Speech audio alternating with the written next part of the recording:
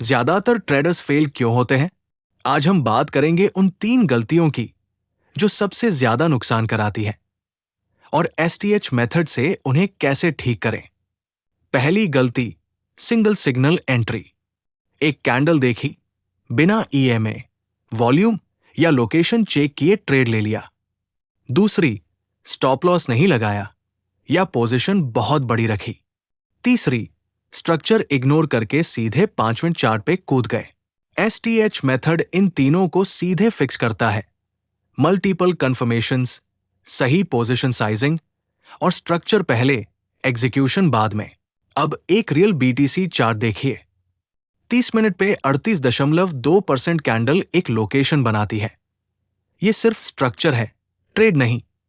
फिर 5 minute chart पे उसी लोकेशन पर STH trap candle entry confirm करती है।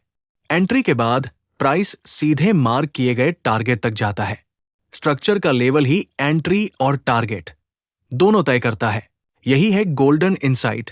फिबोनाची एक्सटेंशन से बने टारगेट लेवल्स असल में रिवर्सल और एंट्री जोन बन जाते हैं। ये कोई थ्योरी नहीं, यही रियल चार्ट पर हुआ।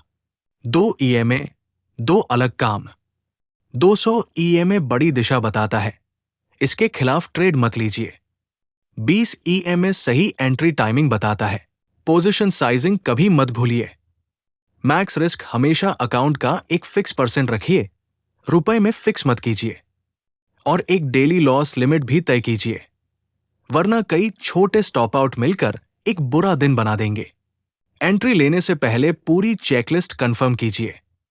और आगे की क्लासेस में हम पांचों STH entry patterns, trap candle, 38.2 candle, big bar, colour change bar और इंगल्फिंग +1 एक एक करके सीखेंगे। लेकिन याद रखिए, बिल्कुल परफेक्ट दिखने वाला सेटअप भी फेल हो सकता है। यही वजह है कि स्टॉप लॉस कभी स्किप नहीं करना चाहिए। एसटीएच मेथड रिस्क कम करता है, खत्म नहीं। तो याद रखिए, कभी अकेले सिग्नल पे ट्रेड मत कीजिए।